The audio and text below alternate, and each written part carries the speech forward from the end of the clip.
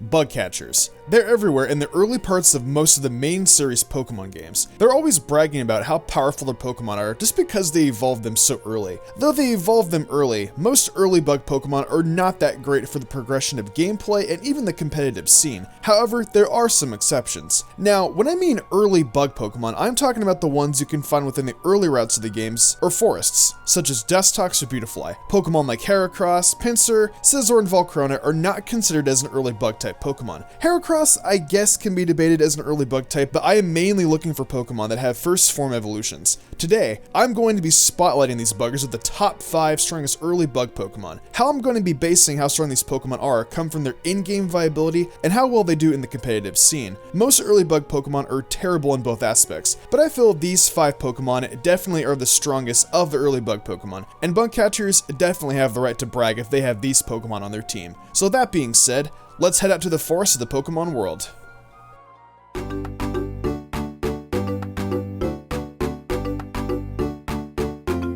Starting off this list, we have the caring bug Pokemon Leavanny. Now this Pokemon does a fairly decent job in the Unova games for an early bug type Pokemon, playing the role of a decent grass Pokemon and a pretty good bug type. Not to mention Leavanny gets really good physical bug and grass type attacks, being Razor Leaf and Bug Bite early on, and then later on learning moves such as X-Scissor. In the competitive scene though, Leavanny does have access to Sticky Web, which can lower a Pokemon's speed by 1 stage every time an opponent sends out a Pokemon, but it can be defogged or rapid spun away. Leavanny is here because it is better than the majority of the early bug Pokemon and performs significantly better in the early parts of the Pokemon games. It debuts in better than some of the other Pokemon do, and well, it does get Sticky Web, which can make it better than the slow butterfly slash moth Pokemon trying to set up quiver dances, just to dent an opponent's team.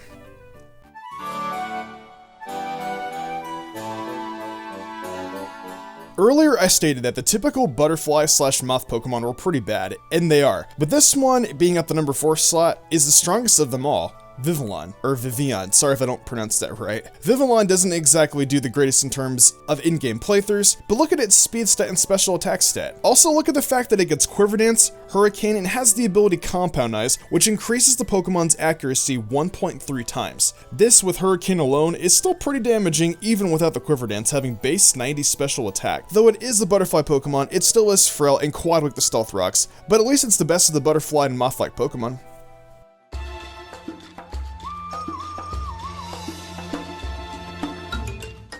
If you guys remember on my top 5 strongest Route 1 birds, I put Pidgeot in the number 3 slot solely due to its Mega, and that's exactly what I'm doing here with Beedrill. Beedrill is pure trash from an in-game perspective, but Mega Evolve this thing and watch it shred. It's got adaptability with these monstrous attack and speed stats. Give it U-turn and just keep switching out over and over, or simply go for a Swords Dance and sweep. Swords Dance is optional, but it's already got such a high attack stat, so you can give it moves like Drill Run, Poison Jab, X-Scissor, and just watch it go to town. Just be careful of Stealth Rocks mainly. But yeah, Beedrill is bad. It's only here on this list because of its Mega. Its Mega is super powerful, so it's got enough weight to hold it here at number 3.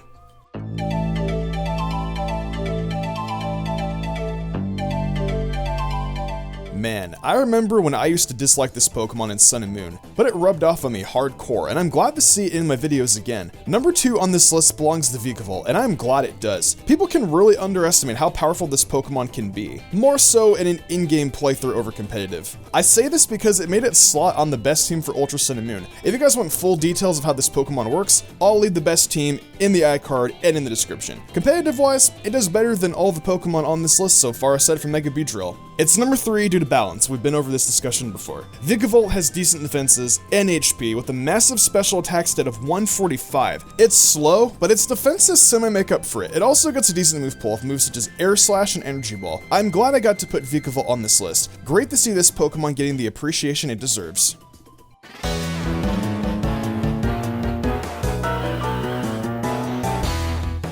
Two words: Speed Boost. This ability makes Scolipede completely broken along with its high speed stat being 112. Stack that with its massive attack stat with Swords Dance, and watch this Pokemon steamroll teams. I have literally seen sweeps of this Pokemon countless times, and it's pretty satisfying to watch and use, considering I have gotten a couple myself. It's got a pretty wide move pool, so whatever you want for coverage, you're pretty much covered for the most part. It's pretty powerful too. It can last a pretty long while on Unova despite it being bug type. In my opinion, it's the best bug type you can obtain within the Unova region. But yeah, speed boost. Good Arceus, be careful if you're against Scolipede. But if you're using one, have fun and shred.